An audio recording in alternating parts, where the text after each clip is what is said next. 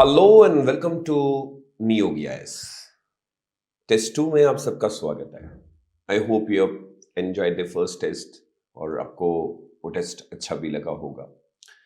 आज बेसिकली जिस टेस्ट के लिए हम जुड़े हैं ये है हमारा art and culture and mid history, यानी हमारा जो मिड हिस्ट्री रहेगा उसकी एक्सप्लेनेशन देखेंगे एंड देन हम आर्ट एंड कल्चर को देखेंगे। स्टार्ट करने से पहले आप सबको बताना चाहूँगा कि जो हमने एंशिएंट हिस्ट्री का सेगमेंट कंप्लीट किया है, होपफुली आपने उसके छोटे छोटे नोट्स या माइंड मैप तरीके से बना लिए होंगे और एग्ज़ाम में आपको वो नोट्स बहुत हेल्प करेंगे। और आज इस मेडाइवल हिस्ट्री को कंप्लीट करने के लिए हमने सतीश चंद्रा का भी इस्तेमाल किया है और हमने हाईली एनसीईआरटी को इसमें यूज़ किया है। दूसरी चीज़ जो आर्ट एंड कल्चर का पार्ट है, आप सब जानते हैं कि अब यूपीएससी आर्ट एंड कल्चर पे बहुत फोकस कर रहा है। हमने अर्ली मिड और मिड दोनों के कोशिश किया है कि उसको मिक्स करके फिलोसॉफिकल और आर्ट एंड कल्चर को मिक्स करके क्वेश्चन बनाएं। उम्मीद है ये टेस्ट आपने अटेम्प्ट कर लिया है। अब आज उन टेस्ट को हम देखते हैं। जिन बच्चों ने अभी ये टेस्ट अटेम्प्ट नहीं किया है तो उनसे मैं रिक्वेस्ट करता हूँ कि वो ऐप पे जाके हमारे टेस्ट को डाउनलोड कर सकते हैं और फिर इसकी एक्सप्लेनेशन भी ले सकते हैं। आने वाले 2026 में आपको बहुत सारे क्वेश्चन यहाँ से देखने को मिलेंगे। शुरू करते हैं फर्स्ट क्वेश्चन से। और मैंने आपको कल भी बताया था और जो हमारा टेस्ट इससे पहले हुआ कि इस पूरी प्रोसेस में हम उन्हीं चीज़ों पे डिस्कस कर रहे हैं जो इस क्वेश्चन से रिलेटेड है, ताकि आप माइंड मैप तैयार कर लें। तो कॉपी पेन उठा लीजिए और लिखना शुरू कर लीजिए। देखिए, चोलाऊ अंपायर्स के बारे में एक क्वेश्चन पूछा गया। पहले मैं थोड़ा सा चोला अंपायर के बारे में आपको बताना चाहूँगा। जब हम चोला अंपायर के बारे में पढ़ते हैं तो आप सब जानते हैं कि जो चोला अंपायर का ज़्यादातर जो रूल रहा वो साउथ में रहा। और जिन चोलाओं के बारे में हम बात कर रहे हैं और जिन चोलाओं एडमिनिस्ट्रेशन की हम बात कर रहे हैं, इनको हम इंपीरियल चोला कहते हैं। और इंपीरियल चोला जो हैं ये वो हैं जो हमें during the period of mid history में मिले। इंपीरियल चोला से पहले जो चोलास थे उनको हम संगम चोलास कहते हैं। याद रखिएगा, बहुत बार बच्चा कंफ्यूज हो जाता है कि किन चोलाओं के बारे में बात हो रही है। अब हमें ये भी पता है कि इस पूरी डायनेस्टी की शुरुआत जो है विजयालया ने की थी, मीन्स फाउंडर वो थे। लेकिन इस चोला अंपायर को जो रीच तक पहुंचाया, वो आर्ट एंड कल्चर की बात करें या वो एडमिनिस्ट्रेशन की बात करें, तो वो थे हमारे राजा चोला और राजेंद्र चोला। अक्सर इन्हीं के नाम से ये डायनेस्टी बहुत फेमस है। इवन हमें ये पता चलता है कि जो श्रीलंका का एरिया है ये भी उस समय उन्होंने कैप्चर कर लिया था और ये इंडिया का पार्ट हुआ करता था।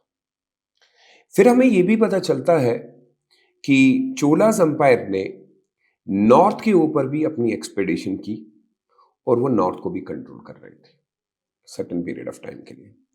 दूसरा, अगर आपको याद होगा तो चोला अंपायर्स डेक्कन के रीजन में बहुत ज़्यादा लड़ाइयाँ कर रहे थे और उनका ये था कि जो डेक्कन का रीजन इंडिया का है वो उनका हो जाए। और उसका एक रीज़न ये था कि डेक्कन से ही सारा कुछ कंट्रोल होना था। तो उन्होंने उस समय डेक्कन के ऊपर बहुत ज़्यादा लड़ाइयाँ की।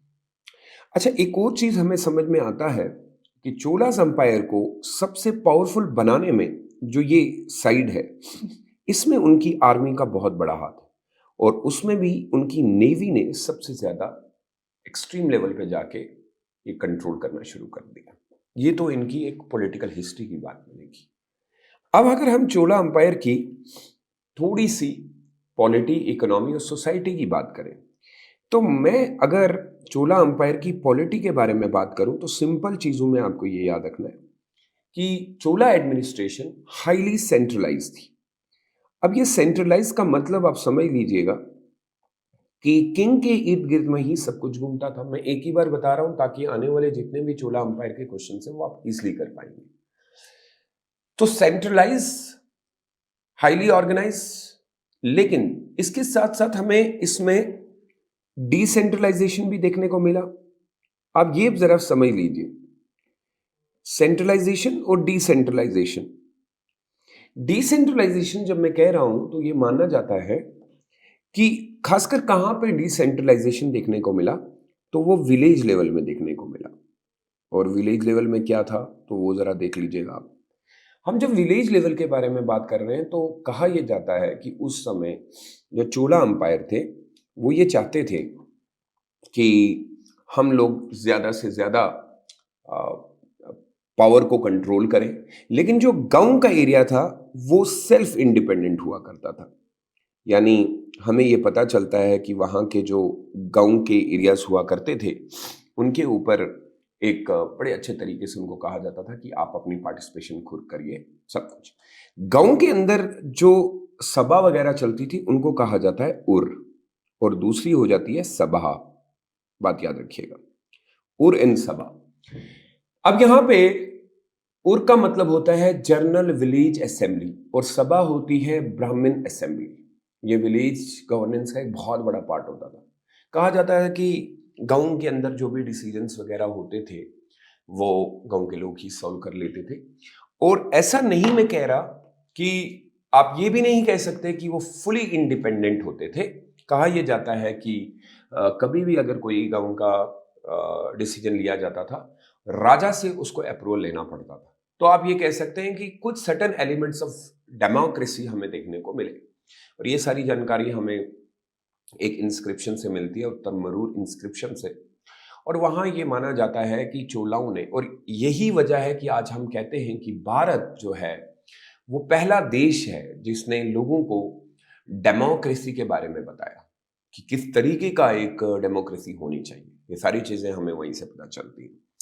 दूसरी चीज, एक और चीज जो हमें चोला किंग के बारे में पता चलता है कि चोलास के किंग उस समय जितना भी रूल हुआ करता था वो मंदिर से ही करते थे। मंदिर जो है वो सिर्फ रिलीजियस पर्पस के लिए यूज नहीं हुआ, वो पॉलिटी के लिए, पॉलिटिकल सिस्टम का हब होता था और यहीं से सारा पॉलिटिकल सिस्टम चलता था। आपको बृहदेश्वरा टेम्पल पता होगा। और यहां पे जो इन्फ्लुएंस है वो दोनों तरीके से देखने को मिलता है कि किंग और ब्राह्मण्स दोनों मिलकर रूल कर रहे हैं। तो इस बात से समझ में आ गया कि चोला किंग को क्या उस समय कंसिडर किया जाता है divine by origin, of course, और उसके पास सुप्रीम अथॉरिटी होती थी। तो इस पूरी कंसेप्ट से एक बात समझ में आ गई। मुझे अभी याद है कि आप जब थोड़ा सा इसको डीपली पढ़ेंगे तो आपको पता चलेगा कि जो मंदिर हुआ करते थे वो इसलिए इतने बड़े इनिशियली स्टेज में बनाए गए क्योंकि उसी के इर्द गिर्द में मार्केट बनती थी। इवन आप ये कह सकते हैं कि जो अपनी इकोनॉमी है ना भाई, वो भी टेम्पल के इर्द गिर्द में ही घूमती थी। और यही वजह है कि आपको वो गोपुरम, वो विमाना, ये सारी चीज़ें, जगाती, ये सारी चीज़ें आपको इतनी बड़ी बड़ी आलीशान देखने को मिलती, क्योंकि राजा अथॉरिटी दिखाता था थ्रू टेम्पल की। तो हमारा अब उम्मीद है कि अगर आपने ये समझ लिया है तो अब आपका आंसर बहुत इजीली होगा। तो क्या कहता है कि Chola empire had a highly centralised administrative structure with no local participation. नहीं, विद नो लोकल पार्टिसिपेशन तो नहीं, हम कह local participation was significant during this period. तो statement 1 is incorrect, whereas the statement number 2, the Ur in Sabha played a very important role during the Chola Empire as a political segment and were a crucial part of the village governance. So though this statement number 2 is correct, तो means एक ये और एक सभा। फिर कहता है कि चोला किंग जो है वो basically considered representative of the divine origin, supreme authority. तो हम ये बात मान लेते हैं कि only the statement number 2 and 3, and hopefully अगर आपने मेरी वो पूरा सिस्टम समझ लिया होगा तो आपका आंसर बन गया होगा। The right answer will be A B. Now moving toward the question number 2, अब आप इजीली कर लें। देखिए, आप एक बार आपने समझ लिया, अब ये सारे क्वेश्चन आप खुद कर लेंगे। कहता है कि with reference to the Chola military, a naval power consider the following statement. अब आपको मैंने अभी ये कहा कि देखिए चोला अंपायर आपको क्यों इतने पावरफुल लगते हैं।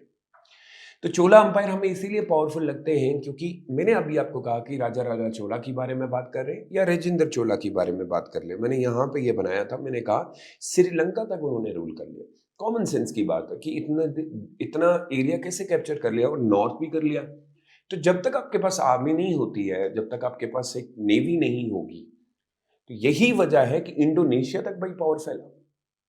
सिंपल आंसर में कुछ नहीं करना है इधर उधर, स्टिक करिए आप अपने पॉइंट्स को। वो छू देने वाली बात होती है, बस स्टेटमेंट क्लियर हो जाती है। अब जब सर ये कह रहा है कि श्रीलंका, इवन दो हम ये कह सकते हैं कि ये वाला पार्ट जो आपको देखने को मिला, ये वाला श्रीलंका वाला पार्ट जो ये कैप्चर किया गया है, ये राजेंद्र चोला के टाइम, राजेंद्र फर्स्ट के टाइम पे हुआ। लेकिन राजा राजा चोला के टाइम पे आधा एरिया श्रीलंका का तो कैप्चर कर ही लिया गया था। यानी सर ये कह रहे हैं, अब ये समझ लीजिए आप मेरी बात, थोड़ा सा अंडरस्टैंड करिएगा। तो ये वही कर पाएगा, ये एरिया कैप्चर हुआ, ये वही कर पाएगा जिसके पास पावर होगा। आपका बाकी का एरिया यहाँ पे ये नॉर्थ का एरिया कैप्चर कर लिया, अपने अपने डेक्कन के एरिया को कैप्चर कर लिया।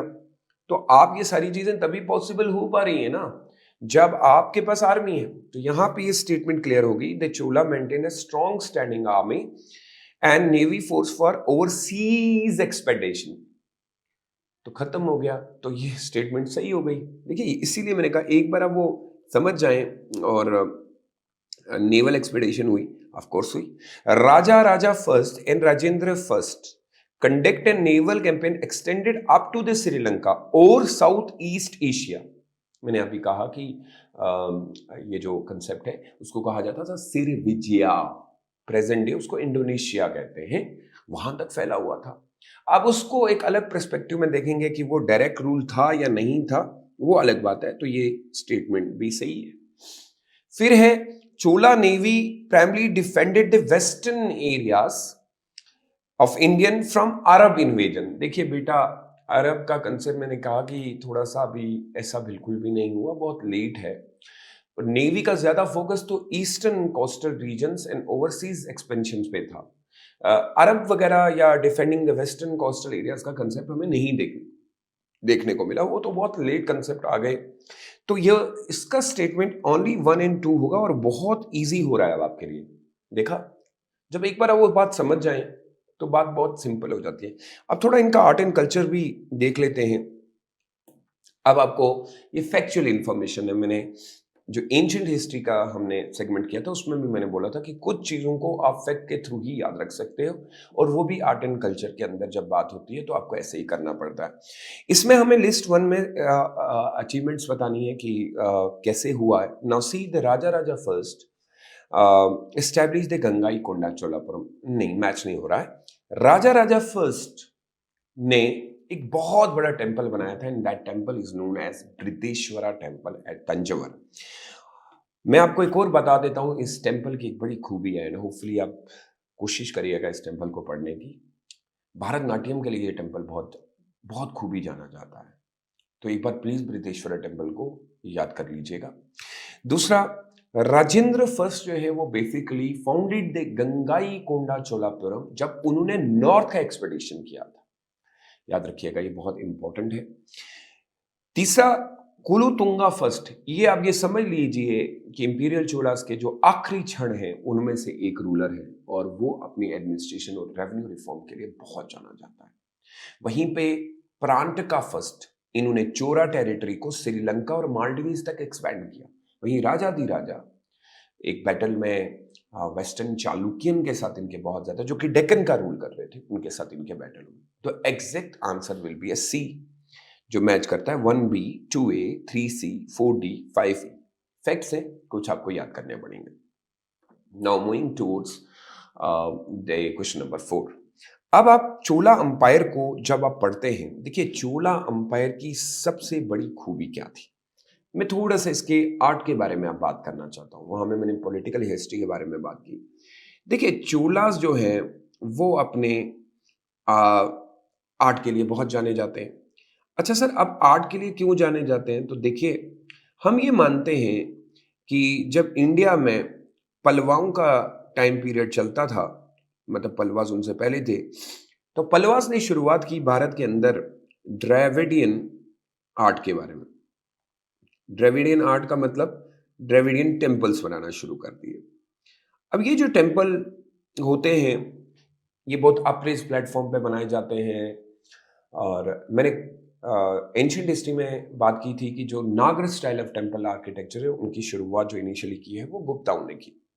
लेकिन पल्लवाओं के बाद जो द्रविडियन आर्ट एंड आर्किटेक्चर को अगर किसी ने हाई लेवल तक पहुंचाया, मतलब आप ये कह सकते हैं कि वो अपने पीक पे पहुंचा है, तो वो चोला अंपायर ने पहुंचा है। मैं ये नहीं कह रहा कि द्रविडियन आर्किटेक्चर की शुरुआत उन्होंने की, लेकिन जो द्रविडियन आर्ट को नाम मिला, फेम मिला, वो इसी पीरियड में था। नहीं तो हम अगर देखेंगे तो पल्लवाओं के टाइम पे भी बहुत ज्यादा काम किया गया है। अब ये एक तो समझ लीजिए कि ऑर्नामेंट्स, म्यूजिकल इंस्ट्रूमेंट, फिर आपको ये पता होगा कि चोला अंपायर जो है वो बेसिकली जो अपने टेम्पल्स में इनिशियली स्टेज में जो टेम्पल्स डेडिकेट किए जाते थे वो शिवा को किए जाते थे, शिविज्म बाद में फिर कह सकते हैं।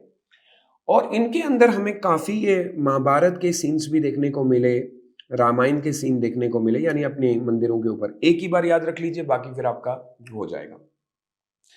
अब दूसरा हमें ये पता चलता है कि ये अपने मटेरियल के अंदर ग्रेनाइट का बहुत इस्तेमाल करते थे, यानी जो उसका मटेरियल्स होता। और कोशिश ये होती थी कि जो बीम दी जाए, जो उसके स्ट्रक्चर, वो कोशिश होती थी वो सिस्टमैटिकली एक सिमेट्री के तौर पे चले, उसका प्रोपोर्शन बराबर हो। यानी मंदिर का दो हिस्से और फिर उसके ऊपर का जो विमाना वगैरह रहता है, मतलब आपको देखने को मिलेगा, ऐसा लगेगा कि बहुत ज़्यादा सोच समझ के उसको एक स्केल के थ्रू जो है बनाया गया है। अच्छा, विमानास की अगर हम बात करें, बहुत ऊंचे होते थे, मैजेस्टिक अगर आप देखेंगे, मतलब हाई लेवल, क्योंकि वो विमाना का जो कंसेप्ट है, जैसे हम एक मंदिर बना रहे हैं तो ये ऊंचा रखा जाता है उसकी, क्योंकि अगर आप नीचे देखेंगे जो गर्भगृह एरिया है वो प्रोटेक्शन कर रहा है। और और कहा जाता है कि वर्टिकल एलिवेशन थ्रू होती थी हाई विमानास की। और जो गोपुरम होते हैं यानी कि गेटवे, गोपुरम जो है वो बहुत सजाए जाते थे और उनके अंदर कार्विंग की जाती थी अच्छे से। अच्छा, एक और एक एक बड़ा अच्छी चीज यहाँ पे हमें, पहले क्या होता था ना, गोपुरम बहुत ऊंचे होते थे, विमानास छोटे होते थे, लेकिन बाद में गोपुरम को छोटा कर दिया गया, एंट्री गेट को, और विमानास को बड़ा कर दिया गया। अब इस तरीके से हमें यह पता चलता है कि ऑफ कोर्स चोलास अंपायर ने अपना पूरा आर्ट जो है निछावर कर दिया था द्रविडियन। अब बहुत सिंपल लगेगा, अब जितने भी आर्ट के क्वेश्चंस हैं वो हो जाएंगे। यहाँ पे चोला एम्पायर के आर्ट के बारे में पूछा और कहा कि क्या आप ये मानते हैं कि द्रविडियन स्टाइल जो है वो पीक पे पहुंचा, क्लाइमेक्स पे पहुंचा? तो मैं कह चुका हूं कि बिल्कुल, अब बृहदेश्वरा टेम्पल एक बहुत ही बेस्ट एग्जाम्पल इसके लिए है। दूसरा कह रहा है कि बृहदेश्वरा टेम्पल जो तंजौर में बनाया गया, इंटायरली उसमें ग्रेनाइट विदाउट एनी मोटर्स का इस्तेमाल किया गया, तो सही है। और मैंने अभी कहा कि वो जाने ही इसीलिए जाते हैं। कहते हैं कि टेम्पल आर्किटेक्चर जो चोला में है वो वर्टिकल एलिवेशन पे है, मैसिव स्केल दिखाता है। Yes of course, so all these statements are true और ये तीनों सही हैं, तो right answer will be D. अब जो भी क्वेश्चन आएगा वो आपके लिए इजी हो जाएगा। अब देखिए, विच of the following statement about Chola inscription. अच्छा, इंस्क्रिप्शन से हम क्या समझते हैं, मैंने आपको बता देता हूं। देखिए, बेस्ट सोर्स अगर हमारे पास है वो यही है जहां से हमें पता चलता है। मैंने अभी एक इंस्क्रिप्शन के बारे में बात की, जैसे विलेज के बारे में उत्तर मेरे इंस्क्रिप्शन से हमें पता चला। कहते हैं कि चोला की inscription primary written in Tamil and Sanskrit. तो मैं आपको एक और चीज भी बता देता हूं कि हमें काफी सारी इंस्क्रिप्शन उनके टेम्पल वॉल्स पे भी देखने को मिली, कॉपर की प्लेट पे भी देखने को मिली, और तमिल में भी और संस्कृत पे भी देखने को मिली। और ये हमारे लिए एक वैल्यूएबल इंफॉर्मेशन है, और particularly it is they provide the valuable details on the village administration. Even हम उनकी पॉलिटी, हिस्ट्री, इकोनॉमी, रिलीजन के बारे में भी पता कर सकते हैं। और विलेज एडमिनिस्ट्रेशन तो आपको पूरा उसी से मिलेगा। टैक्स के बारे में भी वहीं पे पता चला। अच्छा, एक लैंड ग्रांट दी जाती थी कि आप ये समझ लीजिए कि उस समय जो रिलीजियस वर्क किया करते थे उनको फ्री में लैंड दी जाती थी, उसके बारे में। सोसाइटी कैसे रन करनी है उसके बारे में। तो The first statement is also true and the second statement is also correct regarding their inscription. These inscriptions were found only in Tamil Nadu, not in other region. नहीं, हमें श्रीलंका में मिली, हमें आंध्रा में, क्योंकि जैसे जैसे वो एक्सपैंड कर रहे थे तो डेफिनेटली वहां से. तो only statement number 1 and 2 is correct. Now moving towards the question number 6. Consider the following statement regarding the Chola local self government. अब मैंने अभी आपको बताया लोकल सेल्फ गवर्नमेंट जो है उनके हमें कहाँ से पता चलती है वो मैं बता चुका हूँ. लोकल सेल्फ गवर्नमेंट का हमें उत्तर मेरूर इंस्क्रिप्शन से पता चलता है और भी बहुत सारी इंस्क्रिप्शन है. Chola period mark the most advance form of village self governance. मतलब अगर आप देखेंगे कहता है कि Ur assembly represent a non Brahmin village with sabha function in the Brahmadeya village. ये जरा समझ लीजिएगा. चोला पीरियड के अंदर मोस्ट एडवांस अगर थी वो तो सेल्फ गवर्नेंस थी. और ये वो गांव हुआ करते थे जब हम इस पर्टिकुलर गांव के बारे में, इस पे टैक्स भी नहीं लगता था और इनका काम होता था लुक आफ्टर करना. अब आप बोलेंगे सर ऐसा कैसे, तो थोड़ा सा हिस्ट्री, क्योंकि मैं उतना ज्यादा उसको नहीं ले रहा हूं, बस आपके लिए आप जब पढ़ेंगे भी तो आप ये समझ लीजिएगा कि इनका डायरेक्टली कनेक्शन होता था गवर्नमेंट, सेंट्रलाइज गवर्नमेंट से, और ये लोकल बॉडीज वगैरह ये सब कुछ चलाया करते थे. कहते हैं कि नाडू जो है वो हायर लेवल यूनिट होती थी सेवरल विलेज से. तो आपको मैं बता देता हूं जैसे चोला पीरियड की शुरुआत हुई, क्योंकि ये मोस्ट एडवांस पीरियड है, उर एंड सबा ये डिस्टिंक्ट लोकल बॉडीज होती थी, और नाडू जो है वो बहुत सारे गांव को मिलकर बनाया जाता था. और ये मैं कह रहा हूं आपको, ये 10th सेंचुरी जो कॉमन एरा हमारे पास जो सोर्स है ना उत्तर मेरूर इंस्क्रिप्शन, वहां से पता चलता है हमारे पास. और डिटेल प्रोसेस एक बड़ी अच्छी चीज है कि इलेक्शन का एलिजिबिलिटी क्राइटेरिया लिखा हुआ है. उसमें लिखा हुआ है कि किन लोगों को पार्टिसिपेशन करनी है, किन लोगों को पार्टिसिपेशन नहीं कर सकते इलेक्शन में. मैं एक जस्ट एग्जांपल आपको बता रहा हूं कि उसमें एक जगह पे ये मेंशन किया गया है कि अगर किसी परिवार के बंदे ने भी कुछ गलत किया है तो उनको भी इलेक्शन में पार्टिसिपेट नहीं करने दिया जाता था. तो आप ये कह सकते हैं कि बेस्ट सोर्स है, अगर हमें उनकी पॉलिटी भी जाननी है ना तो वो भी हम उनके इंस्क्रिप्शन से ही पता कर सकते हैं. So Uttaramerur inscription provide no evidence. नहीं, एविडेंस तो है, तो only statement 1 and 2 is correct. मुझे लगता है कि अगर आप ये सारी चीजें कर लें तो आपको जो बुक में आपने पढ़ना है वो बेसिकली आपको यहाँ पे मिल रहा है. आप समझ रहे हैं मेरी बात. अब हम चलते हैं क्वेश्चन नंबर 7 की ओर कि 7 क्या हमें बताता है. मैं पहले आपको क्लियर कर देता हूँ. ये मैच ऑफ द फॉलोइंग है. ये मैं फिर कह रहा हूँ आपको कि ये आपको थोड़ा सा फैक्चुअल इंफॉर्मेशन याद रखनी पड़ेगी. और फैक्ट्स में क्या है कि किसने कौन सा एरिया पे डेवलपमेंट की. अब जब देखिए बृहदेश्वरा टेम्पल तो तंजौर में बनाया गया है. मैंने अभी आपको बताया कि देखिए वो राजा फर्स्ट ने बनाया. वहीं पे गंगाईकोंडा चोलापुरम, अभी हमने बात की इसके ऊपर, गंगाईकोंडा चोलापुरम जो है temple constructed by Rajendra first, famous. Airavatesvara temple जो है ये बेसिकली टेम्पल जो है ये दारासुरम, यानी इसको राजा सेकंड ने बनाया था. सेकंड ने, राजा फर्स्ट नहीं, सेकंड. फिर कुलोतुंगा थर्ड आते हैं, वो एक बड़ा ही टेम्पल कंस्ट्रक्ट करते हैं, कंपरेश्वरा टेम्पल एट त्रिभुवन. और फिर आता है कोरगनाथा टेम्पल, श्री वेंसनवर, ये जो है आपके प्रांत का फर्स्ट बनाते हैं. सो एग्जैक्टली जो मैच हो रहा है वो डी है. 1A, 2B, 3C, 4D and 5E. उम्मीद है कि आप ये थोड़ा सा फैक्ट्स को याद रखेंगे ताकि आपके क्वेश्चन गलत ना हो. Let's move toward the question number 8. अब आ चुके हैं हम मिड के अंदर. कहानी इस तरीके से है कि ये वाला पार्ट थोड़ा सा आपको समझना पड़ेगा. आप सब जानते हैं कि हर्ष के बाद भारत का जो इतिहास है वो थोड़ा सा डिक्लाइन हुआ. मतलब हर्षा जब रूल कर रहे थे उसके बाद हमें कोई ऐसा पावरफुल रूलर नहीं मिला जो भारत को कंट्रोल करता. इसके चलते हुए अफगानिस्तान से अब हमें भारत की ओर अटैक दिखने को मिल रहे थे. कहा यह जाता है कि एक चीज और समझनी है कि जब हम बात करते हैं उस समय डेक्कन के रीजन में राष्ट्रकूटास जो है रूल कर रहे हैं. इधर हमारे पालास रूल कर रहे हैं जो बंगाल वगैरह में है. वहीं पे ये राजस्थान का एरिया अगर आप ले लें तो इसके अंदर गुर्जारा प्रतिहारास रूल कर रहे थे. इसको बेसिकली हिस्ट्री के अंदर ट्रिपाटाइट स्ट्रगल कहा गया है। और तीनों का ये था कि हर कोई जो है वो कन्नौज के ऊपर रूल करना चाहता था।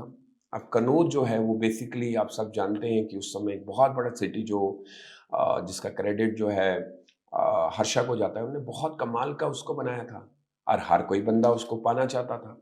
तो इन तीनों की आपसी लड़ाइयाँ कंटिन्यूसली चलती रही और जीत के तौर पे अगर मैं बात करूं तो किसी की नहीं हुई।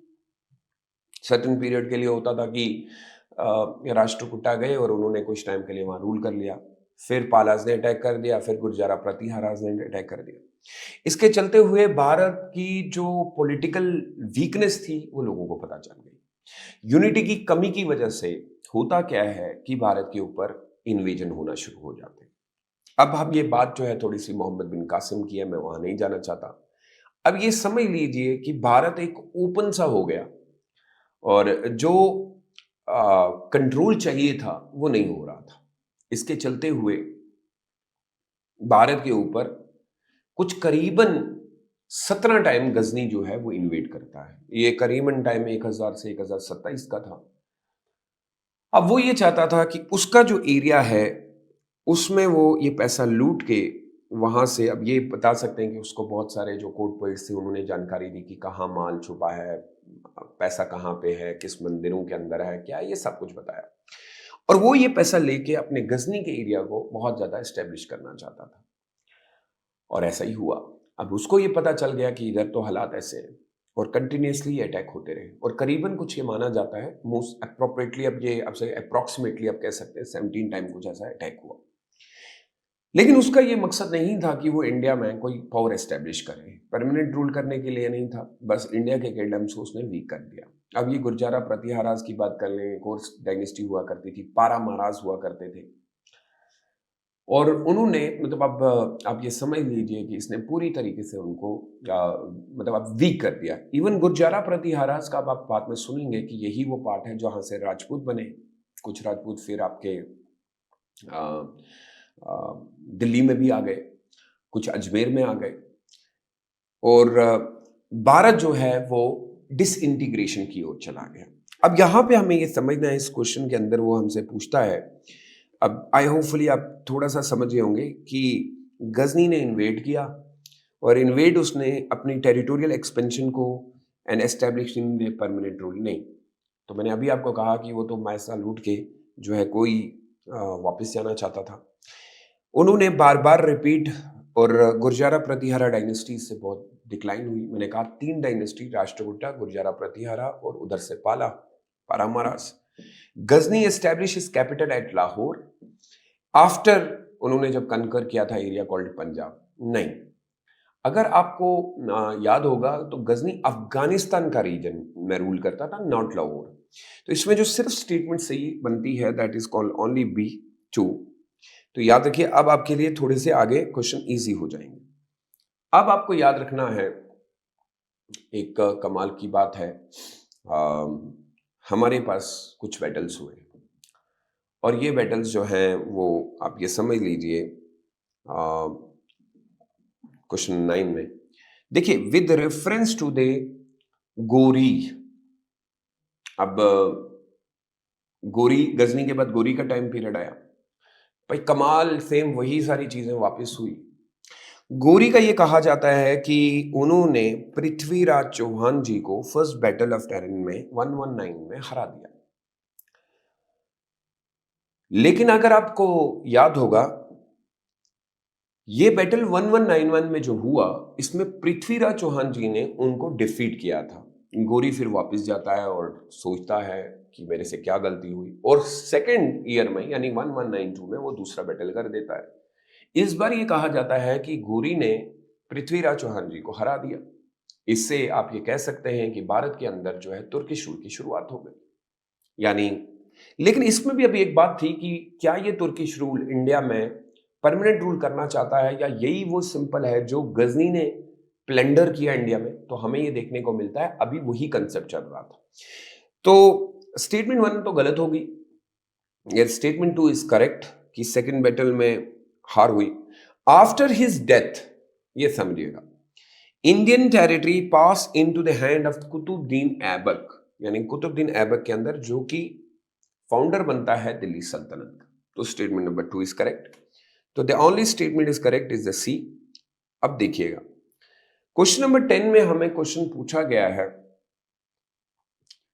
जो सेम क्वेश्चन अभी आपने किया। फर्स्ट बैटल कब हुआ? Battle of Tarain 1191, Prithviraj Chauhan defeated Ghori. Second battle होता है 1192 में, जिसमें गोरी डिफीट करता है पृथ्वीराज चौहान जी को। तो अब ये समझ लीजिए, ईयर ऑफ फर्स्ट बैटल 11191 और year of second battle was 11192 और मेन इन्वेडर वाज गोरी। तो the right answer of this question is a, 1B, 2A, 3C, 4D and 5E। यानी फर्स्ट बैटल ऑफ टेरेन जो है उसमें पृथ्वीराज चौहान जी की विक्ट्री होती है, सेकंड बैटल में डिफीट ऑफ पृथ्वीराज चौहान जी होता है। बाकी आपको सेम देखने को मिलेंगे। फैक्चुअल इंफॉर्मेशन है, आप कंसिडर करते हैं। क्वेश्चन नंबर 11 कहता है कि आप ये समझ लीजिए, जब तुर्किश रूल इंडिया के अंदर आया, तुर्किश इन्वेजन जब इंडिया में हुआ, क्या राजपूतों के पॉलिटिक्स बहुत ज्यादा वीक हुआ? मैंने आपको अभी कहा जी हाँ, गुर्जरा प्रतिहारास जो डायनेस्टी रूल कर रही थी, उनके कुछ इंटरनल कॉन्फ्लिक्ट्स चल रहे थे, यानी आपसी थे। और इससे एक बात और क्लियर हो गई कि तुर्किश लोग जो आए, वो आप सब जानते हैं कि उस समय जो वॉर हुआ करती थी वो ज्यादातर घोड़ों पे हुआ करती थी, और उस समय ज्यादा अरबियन घोड़े चलते थे। तो एक वो जो पीरियड गुजरा है, उससे ये भी साबित हो गया कि क्या हम लोगों का जो वीकनेस है राजपूतों की, वो क्या थी। तो हम ये कह सकते हैं कि जो वॉरफेयर हो रहे थे, जो स्ट्रगल हो रहा था, उसमें क्लियर इंडिकेशन हुआ कि हमें अपने स्टाइल को चेंज करना पड़ेगा। थोड़ा सा हमें घोड़े तेज चलाने होंगे, आर्चरीज का बहुत ज्यादा जमाना उस समय हुआ करता था, और लड़ाइयों का एक बड़ा एक सेगमेंट ये भी था कि आपको ये समझना पड़ेगा कि ये जो इंडिया के अंदर आ रहे थे इन्वेडर्स, वो और भी दूसरी जगहों पे लड़के आ रहे थे, यानी उनका स्ट्रगल ऑलरेडी चल रहा था। और इंडिया में जो लड़ाई हो रही थी वो आपसी, मतलब ये कह सकते हैं कि लोकल लेवल पे हो रही थी। उसमें कोई स्ट्रॉन्ग कंटेंडर बाहर से नहीं था जिससे हमें ये पता चल सकते कि हमारी कमियां कहां हैं। तो हम ये मान सकते हैं कि एक रीजन वो था जिसमें ये क्लियरली कह रहा है कि इन्वेजन ने राजपूत किंगडम को वीक कर दिया। सही है। इससे इंट्रोड्यूस हुआ भारत के अंदर न्यू मिलिट्री टेक्निक्स। उसमें आप कैवलरी फोर्सेस के बारे में बात कर लें, आर्चरीज के बारे में बात कर लें। फिर कहते हैं कि they establish centralised administration structure immediately after the conquest. नहीं, सेंट्रलाइज्ड एडमिनिस्ट्रेशन लेटर आई। और इवन दो मैं तो ये भी मानता हूं कि सेंट्रलाइज्ड एडमिनिस्ट्रेशन तो कुतुबुद्दीन ऐबक पे भी नहीं बना हुआ है, क्योंकि उसको ये पता था कि मैं बहुत सारी गलतियां कर रहा हूं। आप ये कह सकते हैं कि इल्तुतमिश ने उस समय फिर ये सोचा कि नहीं, अगर हमें दिल्ली को कंट्रोल करना है तो हमें कुछ रिफॉर्म करने पड़े, जिसमें वो चहलगानी के बारे में बात करता है। तो इमीडिएटली आफ्टर तो ऐसा नहीं हुआ। तो हमारे लिए जो राइट आंसर है that is 1 and 2, means the right answer is D. Now moving toward the question number 12 with the reference to the Ghazni invasion of Somnath temple। आपको याद होगा सोमनाथ टेम्पल के ऊपर बहुत अटैक किए गए। Consider the following statement, facts है। कहा यह जाता है कि उन्होंने 1025 पे जो है अटैक किया, और ये अटैक भी सिंपल ये था कि सोमनाथ टेम्पल को प्लैंडर करना है। यहां पे कोई परमानेंट वर्क कंसेप्ट नहीं था। इस टेम्पल का जो लोकेशन मॉडर्न डे गुजरात है, सौराष्ट्र एरिया है, उधर से the main motive of invasion was to destroy the religious structure of Hindus permanently. मैंने आपको कहा था ऐसा हमें कहीं पे नहीं देखने को मिला। Their main invasions were purely motivated by the economic and political gain, and there is not primary any concept of a religious hatred. So we'll keep it only that he was trying to get more and more economic and political power. So only the statement number 1 and 2 is correct regarding this question. Now let's move toward the question number 13. That is again facts. अल-बिरूनी, मुझे याद आता है class 12 की NCERT में पहले chapter में इसके बारे में बहुत अच्छा लिखा है। इन्होंने एक बुक लिखी थी किताबुल हिंद, और ये किताबुल हिंद जो है एक फेमस बुक हुई, और आप ये कह सकते हैं महमूद को इसी बुक से काफी सारी जानकारी भी मिली। दूसरा है कुतुबुद्दीन ऐबक दिल्ली सल्तनत को बनाने वाला गोरी डेथ के बाद कुतुबुद्दीन ऐबक था। रियल फाउंडर तो मैं नहीं कहता क्योंकि लाहौर में ही था भी। गोरी एस्टेब्लिश करते हैं भारत के अंदर तुर्किश रूल। ये फैक्ट्स हैं कुछ जो आपको दिमाग में याद रखने हैं। गजनी जो है वो स्कॉलर भी था और इंडिया के अंदर आया, रेड्स करवाई, और पृथ्वीराज चौहान जी जिन्होंने बैटल ऑफ टनन 1191 में घुरी को डिफीट किया। ये सारे फैक्ट्स हैं and the right answer will be the B 1A, 2A, 3B, 4D and 5C. Now moving towards the question number 14. Now the question number 14 is regarding consider the following statement regarding the political consequences of Ghaznavid and Ghorid. ये दो हैं। देखिए Ghaznavid and गोरिद invasion जो है वही है गोरी और गजनी। इन्होंने भारत के अंदर वो सेम वही है। क्या यही वही वजह है जिसकी वजह से एस्टेब्लिशमेंट ऑफ दिल्ली सल्तनत हुई? बेटा फिर वही वाली बात है, कॉमन है। जी हाँ बिल्कुल। क्या उन्होंने यहाँ पे आके कंप्लीटली डिस्ट्रॉय कर दिया social and cultural institution of early mid यानी कि वो, देखिए ये कहना कि वो आए और सब कुछ खत्म हो गया, दिल्ली सल्तनत बनाई, culture commercial connection centre Asia के जुड़े, ये कहना कि Indian social cultural institution continue चलता रहा रेदर देन कि बीइंग कंप्लीटली डिस्ट्रॉय, ऐसा नहीं कह सकते हम। They led to increase the contact between India and central Asia, सही है, उनकी वजह से ये हुआ। तो हम यहाँ पे अपना जो आंसर को keep the right answer will be 1 and 3, that means the A is the right answer. Now moving toward the question number 15, consider the following statement regarding the Ikta system under the Delhi सल्तनत। देखिए मैं इक्ता system के बारे में आपको बता देता हूँ। ये दिल्ली सल्तनत की फाउंडेशन थी। उस समय रूल के हिसाब से आप देखिए कि राजा ऐसा क्या करे जिससे वो अपनी पॉलिटिकल एडमिनिस्ट्रेशन को चला पाए। तो राजा क्या करना है कि राजा कुछ पैसा पेमेंट कुछ लोगों को करे और अपने लिए एक वेल एडमिनिस्ट्रेशन सेटअप करे, क्योंकि कुतुबुद्दीन ऐबक के टाइम पे कुछ ऐसा सिस्टम हुआ नहीं। इसलिए अगर आप देखेंगे तो इल्तुतमिश ने इक्ता सिस्टम को यहाँ इंट्रोड्यूस कर दिया ड्यूरिंग दिल्ली सल्तनत, और ये कंपनसेटिंग था मिलिट्री और civil officer through land revenue assignment दी जाती थी। और इक्ता होल्डर्स जो हुआ करते थे उनको मुक्ति कहा जाता था। उनका काम होता था रेवेन्यू कलेक्ट कर देना, ट्रूप्स को मेंटेन करना, सुल्तान के लिए सब कुछ। लेकिन इक्ता कभी हेरिडिटरी नहीं था, ये याद रखिएगा। इल्तुतमिश के टाइम पे हेरिडिटरी नहीं था। एक इक्तिदार को कहीं पे भी ट्रांसफर किया जाता है, ले भी लिया जाता है और रिवोक भी होता था किसी भी समय में। अगर राजा को ये लग रहा है तो मतलब हम ये कह सकते हैं कि इक्ता इंट्रोड्यूस हुआ लेकिन उसने पावरफुल नहीं बनाया उनको। ये तो राजा को अपने सेटिस्फेक्शन के लिए, एडमिनिस्ट्रेशन चलाने के लिए चाहिए था। लेकिन क्योंकि दिल्ली सल्तनत के हालात बाद में इतने बिगड़ गए कि क्या ही करें, और ये सारा मोहम्मद बिन तुगलक के टाइम पे जो खराबी हुई और उसके बाद फिरोज शाह तुगलक ने इसको हेरिडिटरी कर दिया, जो हम लेटर पार्ट में देख भी लेंगे। तो अभी तक तो सिंपली ये समझ लीजिए कि राजा कुछ दे रहा है और बदले में राजा कुछ ले रहा है। ये इक्ता सिस्टम का एक तरीका था कि एडमिनिस्ट्रेशन को चलाने का, ताकि लार्ज आर्मी और एडमिनिस्ट्रेशन रन कर ले, उसके लिए इक्ता सिस्टम इंट्रोड्यूस किया गया। तो हम यहाँ पे देखेंगे, कहता है कि consider the following iqta system. Iqta was a territorial assignment, salary के बदले में दिया जाता था। बिल्कुल सही है, इक्ता सिस्टम इंट्रोड्यूस किया गया।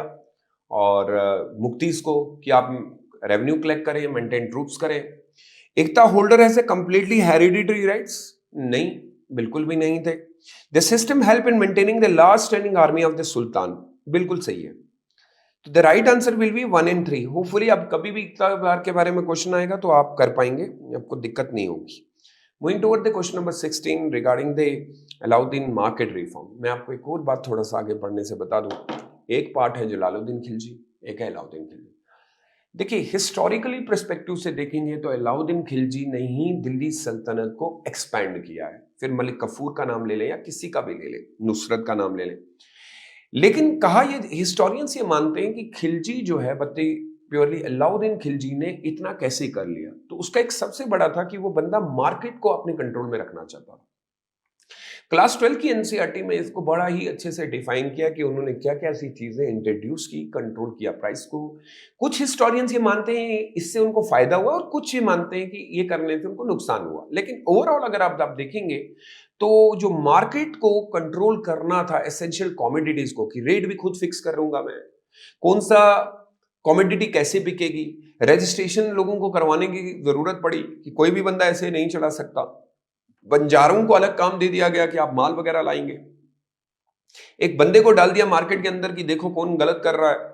उसके बाद खराब माल के बारे में बात हो गई, इंटरनेशनल मार्केट से सामान आता है उसके बारे में क्या होगा। लेकिन इसके पीछे का मकसद क्या था? इसके पीछे का मकसद था कि मेरी जो आर्मी है वो आर्मी स्ट्रांग बने, और उसने मार्केट को डिवाइड कर दिया, एस्टेब्लिश और स्ट्रिक्ट सुपरविजन भी करवा दिया, और उसका नाम रखा शाहाने मंडी। और फिक्स प्राइस, कोई भी उल्टा सीधा नहीं। फूड आइटम्स, घोड़े कहां बिकेंगे, अलग अलग, ऐसे अब ये कह सकते हैं कि डिपार्टमेंटल स्टोर बन गया।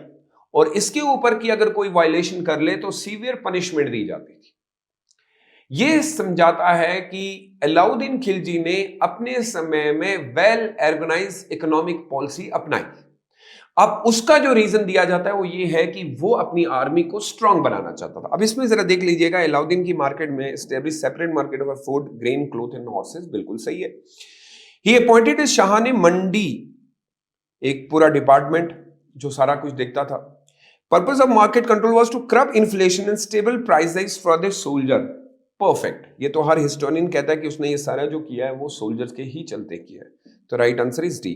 अब आप कभी भी भूलेंगे नहीं। फिर से थोड़ा सा फैक्ट्स क्वेश्चन पूछे गए। देखिए, इल्तुतमिश के बारे में मैं आपको बता देता हूं कि इन्होंने अपने समय में काफी सारा आर्ट एंड कल्चर किया है, और उसमें से एक है कुतुब मीनार, जिसकी शुरुआत कुतुबुद्दीन ऐबक करते हैं। और ये अपने उस समय जो सूफी संत थे बख्तियार काकी के लिए बनाते हैं। Later it was completed by the Iltutmish. Then we have Alauddin Khilji. He implemented famous market control system for his soldier, and then Muhammad bin Tughlaq. He did a lot of experiment. Muhammad bin Tughlaq की पूरी history experiment से ही है, including the experiment was to shift the capital from Delhi to Dawlatabad. Then he revoked. Then he started making some experiment with currency as well. Silver, फिर वो वाला concept लेके आया वो। Then उनका एक और था कि विजयनगर एम्पायर जो बना वो भी उन्हीं के टाइम पे बना, बहामी किंगडम वो भी उन्हीं के टाइम पे बना। फिरोज शाह तुगलक को जो दिल्ली सल्तनत मिली वो बहुत ही बिखरी हुई थी, क्योंकि मोहम्मद बिन तुगलक ने जो किया था। लेकिन फिर इन्होंने कुछ डिपार्टमेंट बनाए, जैसे दीवान एक हैरत, हैरत का मतलब ही होता है जहां पे पूछा जाए वगैरह, एंड दीवाने बंदगान, ये दोनों उन्हीं के टाइम पे बने। और सिकंदर लोदी ने, क्योंकि वो अपने गार्डन्स के लिए जाने जाते हैं। ये कुछ फैक्ट्स हैं जो आपको याद रखने हैं, और इसका right answer will be B, 1E, 2D, 3B, 4C and 5A. Now moving towards, consider the following statement regarding this part regarding the architecture of Delhi Sultanate. देखिए यहाँ पे थोड़ा सा समझ लीजिए, मुगलों का आर्ट और दिल्ली सल्तनत के आर्ट में क्या फर्क है। इसके ऊपर भी यूपीएससी बहुत बार क्वेश्चन। देखिए, हम ये मानते हैं कि दिल्ली सल्तनत ने अपने साथ काफी सारा इंडो इस्लामिक आर्किटेक्चर भी लाया था। उसमें जो आर्च वगैरह हुआ करते थे, डोम्स वगैरह जो हुआ करते थे, मीनार जो हुआ करते थे, और इसकी एक बेस्ट एग्जाम्पल हमें कुव्वतुल इस्लाम मॉस्क से मिलती है, मस्जिद से, जो दिल्ली में बनाई गई। पहले फाल्स आर्क, फिर ट्रू आर्क के बारे में हमें पता चलता है। बड़ा ही डेकोरेटिव सिस्टम है, फिर उसमें जाली है, उसमें कैलीग्राफी सिस्टम है, उसमें सिमेट्रिकल सारी चीजें दिखती हैं, वर्टिकल दिखा हमें। उसमें एक आप ये समझ लीजिए कि जो आर्ट आया है वो दिल्ली सल्तनत का ही प्योरली नहीं है, आप ये कह सकते हैं। उसमें पर्शियन इन्फ्लुएंस भी बहुत ज्यादा था, रोम के साथ भी इनके ज्यादातर थे। तो हम ये कह सकते हैं कि ब्लेंड जो हमें देखने को मिला, और बाद में ये मुगलों ने भी ले लिया। अब इसमें है कि the use of true arc की शुरुआत हुई, और अब उसके साथ डोम वगैरह की शुरुआत भी स्लेव डायनेस्टी यानी मुमलुक डायनेस्टी भी इनको कहा जाता है। कुव्वतुल इस्लाम मस्जिद जो है वो अर्लीस्ट एग्जाम्पल है इंडो इस्लामिक आर्किटेक्चर की, बिल्कुल सही है। लोदी ने शुरुआत की दिल्ली के अंदर, रिप्रेजेंट फाइनल फेज, फाइनल क्योंकि एंड था, उसके बाद तो कोई डायनेस्टी नहीं आई दिल्ली सल्तनत की। तो ये तीनों स्टेटमेंट सही होंगी बेटा. The right answer will be a D. Now moving toward the question number 19 regarding the Khilji dynasty. कि Alauddin Khilji was the first sultan to attempt the conquest of the Deccan. True, क्योंकि डेक्कन साउथ इंडिया में बहुत बड़े बड़े रूलर्स हुआ करते थे और इन्होंने मलिक कफूर को भेज दिया कि जाओ. अब ये कहना कि क्या वो पूरी तरीके से पहले ही सक्सेसफुल हो गए, बहुत सारे अटेम्प्ट किए गए. कहीं पे ऐसा कहा गया कि राजा को डायरेक्टली वो ऑप्शन दिया जाता था कि आप मिल जाएं हमारे साथ, नहीं तो हम अटैक कर देंगे. He abolished the iqta system to establish direct control of our revenue. नहीं, गलत है. However, he did not abolish the ICTA system. Instead, he made a stringent centralized control for regulating revenue collection. ये तो हमें बाद में देखने को मिला. Malik Kafur led successful campaign in the South India during the Alauddin. Yes, of course. मैंने मलिक कफूर के बारे में आपको कहा कि उनका एक बहुत बड़ा रोल रहा एक्सपेंशन करने में. The right answer is 1 and 3. Means the right answer is A. Now moving toward the question number 20, it's very simple. Qutub Minar goes to initiated by Qutbuddin Aibak, completed by Iltutmish. Alai Darwaza built by Alauddin Khilji. It was a great example of advanced arch construction. Then Hos Khas is developed by Feroz Shah Tughlaq for water conservation and madrasas. Whereas the Tughlaqabad fort constructed by Ghayazuddin Tughlaq, बहुत बड़ा नाम है वो भी. And the Lodi tomb represent the final refinement of the Delhi Sultanate architecture. ये last पे था. तो the right answer is A. It's a factual. I would कि आप वो थोड़ा सा दिमाग में रख लें. तो let's move to question number 21 regarding the Mohammad bin Tughlaq. मैं इनके बारे में आपको पहले भी बता चुका हूँ कि मोहम्मद बिन तुगलक के टाइम पे काफ़ी सारी नई नई चीज़ें इंडिया के अंदर हुई. इसमें से एक चीज़ आपको ये याद रखनी है, जब दिल्ली सल्तनत का टाइम पीरियड चल रहा था तो हमारा जो नीचे का जो डेक्कन रीजन था, इसके अंदर ये कहा जाता है कि मोहम्मद बिन तुगलक ने इनिशियली स्टेज पे तो कैप्चर कर लिया, और डॉब रीजन के अंदर क्योंकि बहुत ज़्यादा फर्टाइल था तो यहाँ से 2 लोगों को उसने कैप्चर किया था. एक जो बाद में बहुत बड़ा एम्पायर हरिहरायन बुक का. तो हमें ये याद रखना है कि मोहम्मद बिन तुगलक के टाइम पे इंडिया के अंदर एक इंडिपेंडेंट डायनेस्टी वजूद में आई, एक किंगडम बना, जिस किंगडम का नाम था विजयनगर एम्पायर. एक तो ये हुआ. दूसरा, इसी समय में जो तुंगभद्रा का रीजन था डेक्कन के अंदर, डेक्कन सल्तनत बनी जो बहामी किंगडम के नाम से बनी. तो एक ही बार याद रख लीजिएगा. अब आपको ये भी याद रखना है कि मोहम्मद बिन तुगलक के टाइम पे मैंने कहा था कि दिल्ली सल्तनत जो है वो जो कैपिटल थी उसको भी उसने शिफ्ट किया, और उसका ये मानना था कि अगर दिल्ली सल्तनत को हम दौलताबाद में रख लेते हैं तो मतलब कैपिटल को, तो उससे मेरा 2 फायदे होंगे. एक तो ये कि मैं नॉर्थ को भी प्रॉपरली देख पाऊंगा और साउथ को भी प्रॉपरली, जो कि बाद में फेलियर साबित हुआ. दूसरा, इसने कुछ एग्रीकल्चर रिफॉर्म भी किया अपने समय में. वो एग्रीकल्चर रिफॉर्म में ये एक तकवी लोन दिया करता था, वो भी फेलियर ही साबित हुआ. उसके बाद अगर आप देखेंगे तो इसने काफ़ी सारे टैक्स जो है वो इम्पोज किए, अननेसेसरली टैक्स, और उसके चलते हुए इस रीजन के अंदर काफ़ी सारी लड़ाइयाँ होना शुरू हो गई. और फाइनली आप देखेंगे कि ये रीजन जो है बाद में इंडिपेंडेंट हो गए और दिल्ली सल्तनत बहुत कमज़ोर हो गई. उसकी पॉलिसीज़ इतनी लैग कर रही थी, उसकी पॉलिसीज़ बहुत पुअर थी, और वो जो एग्जीक्यूट करता था वो भी ठीक से नहीं होता था. तो पूरे इंडिया के अंदर पर्टिकुलरली दिल्ली सल्तनत जो खिलजियों के टाइम पे बहुत बहुत हाई लेवल गया, इसके समय में वो बहुत ही इंस्टेबिलिटी आ चुकी थी in terms of economically, in terms of politically, in term of socially. आप देखेंगे तो यही वजह है कि इस पीरियड में हमें काफ़ी सारे अलग अलग चीज़ें देखने को मिली.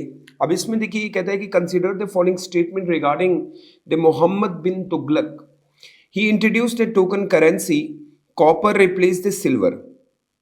तो तुगलक ने थोड़ा इनोवेटिव आना कोशिश, इवन दो वो पढ़ा लिखा था, तो टोकन करेंसी का एक्सपेरिमेंट जो कि बिल्कुल फेल हो गया.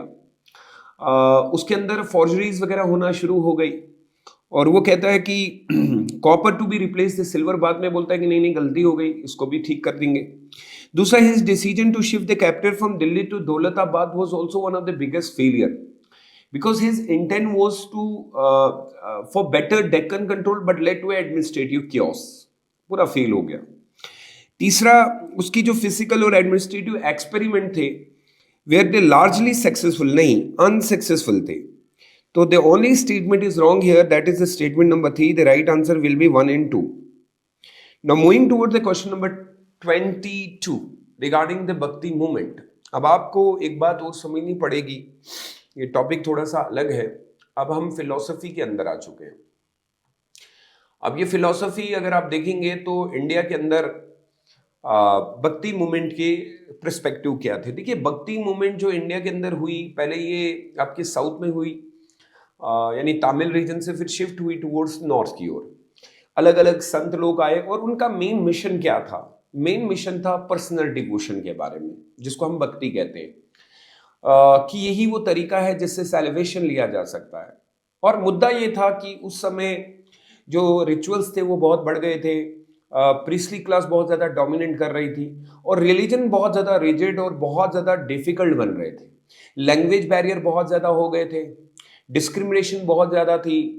तो उस चीज़ को ख़त्म करने के लिए, क्योंकि लोगों ने ना अपनी अपनी इंटरप्रिटेशन करना शुरू कर दी, तो कुछ लोग जो कि बाद में हम जिनको संत का नाम देते हैं, उन्होंने समाज को रिफॉर्म करने की बात की और घर से निकल पड़े, और जगह जगह जहाँ पे उन्होंने टोलियां बनाई और लोगों को समझाया कि असली तरीका सेलिब्रेशन पाने का क्या है, और जो बीच के लोग जिन्होंने उसकी इंटरप्रिटेशन गलत की थी उनको हटाने की बात की गई। तो कुल मिला के हम ये कहते हैं कि भक्ति मूवमेंट का मकसद जो था वो था कि bypassing the ritualism and priestly meditation. और हमारा तरीका ये है कि एक सुप्रीम सोल है और एक इंडिविजुअल सोल है, और उस इंडिविजुअल सोल को सुप्रीम सोल तक पहुंचना है, और उसके क्या वे हो सकते हैं इनके ऊपर उन्होंने बात की। तो हम ये कह सकते हैं कि ये वाला पॉइंट, सोशल रिफॉर्मर भी थे वो और रिलीजियस रिफॉर्मर भी थे। कुछ रिफॉर्म भी हुए और कुछ रिवाइवल भी हुए। अब जरा स्टेटमेंट को समझते हैं कि भक्ति मूवमेंट ने इंडिया में, मिड इंडिया के तहत, bhakti sant emphasize the personal devotion to God as the path to celebration. मैंने अभी आपको कहा, वही ये कहते थे कि एक डाइटी है, वही आपको सेलिब्रेशन की ओर लेके जा रही, और बाईपास कर दीजिए रिचुअलिज्म और ये प्रीस्टली जो कंसेप्ट है, ये सारी चीजें हटा दीजिए। दूसरा, भक्ति movement completely reject the authorities of the Vedas. देखिए, वाइल दे चैलेंज, अगर आप देखेंगे तो ऐसा कहना बिल्कुल गलत होगा कि उन्होंने प्योरली रिजेक्ट कर दिया था वेदों को, ऐसा नहीं था।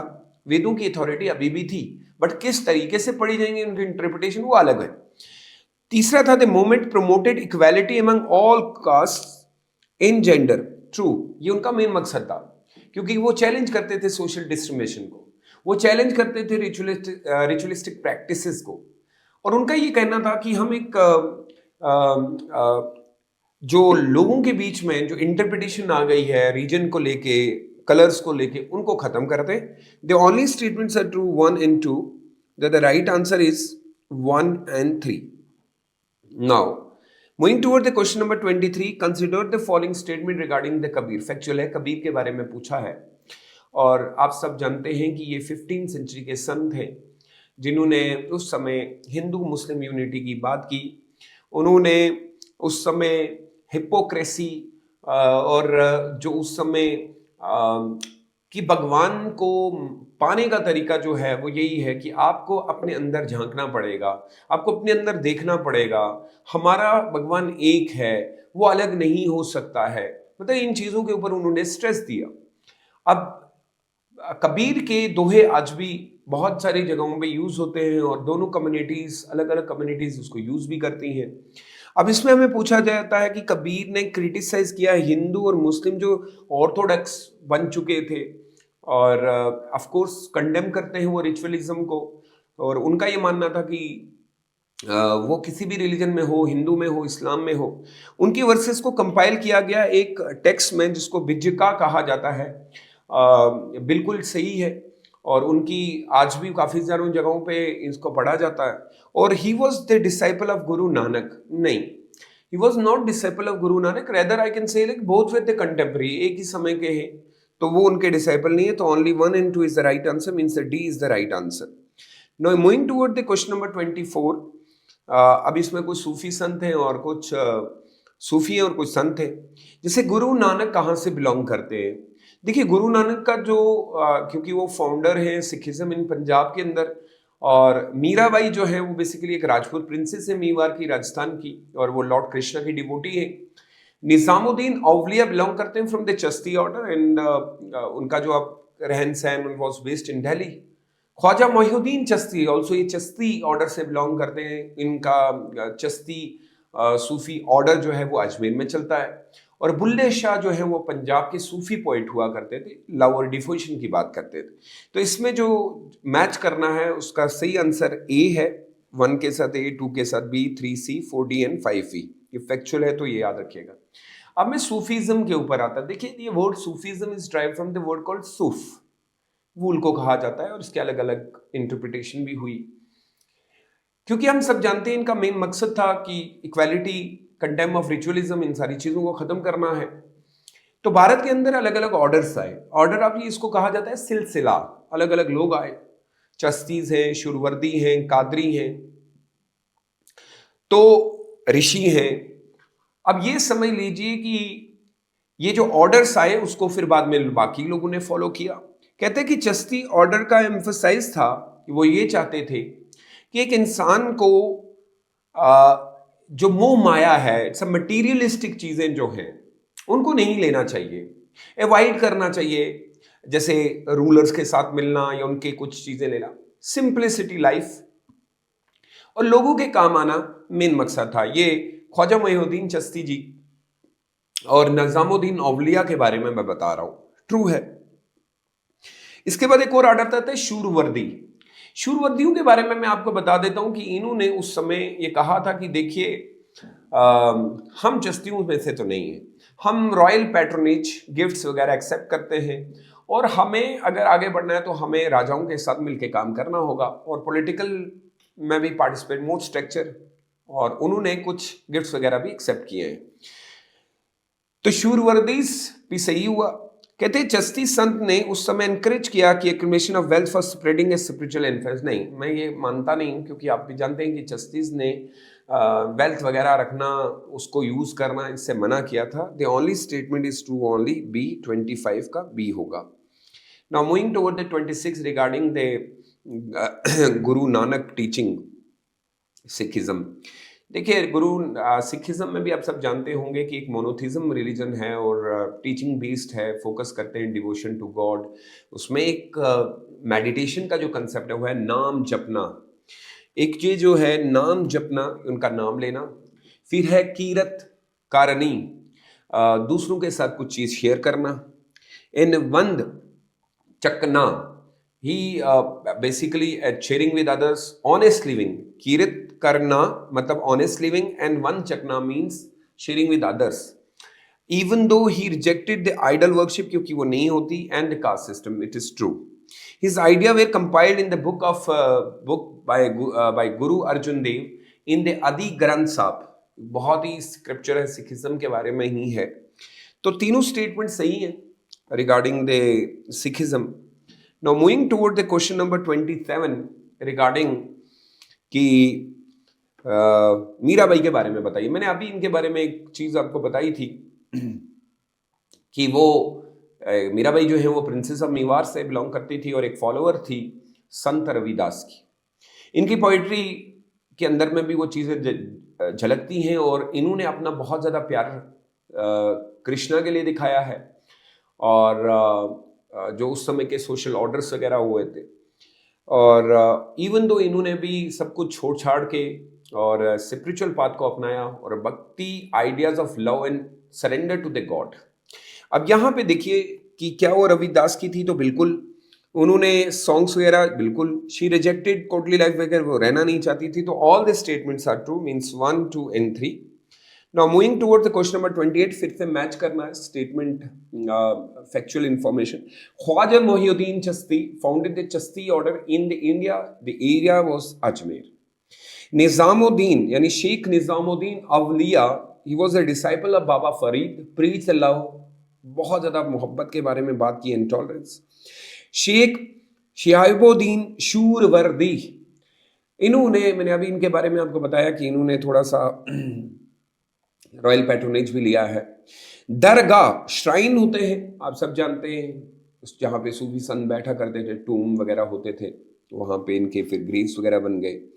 वहीं पे आज एक अलग सा कंसेप्ट भी चलता है। समा, ये होता है डिविजनल म्यूजिक और ऐसी डांस जो यूज की जाती है इन सूफी रिचुअल्स के अंदर भगवान के प्रति, की ऐसे ही भगवान जैसे नाम ले लेके उनका समा बांधना, ठीक है, इसमें बहुत सारी चीजें यूज हो जाती हैं, फिर इंस्ट्रूमेंट भी। तो the right answer is A. Now moving toward the question number 29, that consider the following statement about the administrative structure of the Vijayanagara empire. मैं थोड़ा विजयनगर एम्पायर को आपको बता देता हूँ क्योंकि नया टॉपिक है, तो एक ही बार आप समझ लीजिएगा। और विजयनगर एम्पायर के बारे में हम ये मानते हैं कि विजयनगर एम्पायर जो है उस समय दिल्ली सल्तनत से यानी मोहम्मद बिन तुगलक से टूटा और फिर जाके एक बना और अपना एरिया कन्फाइन कर दिया। लेकिन इसी समय डेक्कन में भी एक बाहमी किंगडम बनी और ये लड़ाइयाँ जो हैं वो तुंग भद्रा रिवर के ऊपर हो रही हैं। अब ये जानिएगा कि विजयनगर एम्पायर में अलग अलग डायनेस्टीज आती हैं। संगम डायनेस्टी, फिर दूसरी आती है सलुवा डायनेस्टी, तीसरी आती है तलुवा डायनेस्टी, फिर आती है आरुवेडा डायनेस्टी। ये मतलब डायनेस्टीज है। लेकिन मेजरली अगर आप देखेंगे तो इस डायनेस्टी के अंदर हमें सबसे जो बड़ा काम देखने को मिला वो संगम डायनेस्टी में मिला, क्योंकि यहाँ से हरिहरा बुक्का, देवराय फर्स्ट, देवराय सेकंड मिले। फिर जो काम आता है वो आता है आपकी तलुवा डायनेस्टी का। यहाँ से हमें मिले थे कृष्ण देव राय। अब कृष्ण देव राय के बारे में आप सब जानते होंगे कि आर्ट एंड कल्चर के लिए बहुत जाने जाते हैं और सबसे इंपॉर्टेंट कृष्ण देव राय खुद एक राइटर भी थे और अपने कोर्ट में काफी सारे लोगों को रखते थे।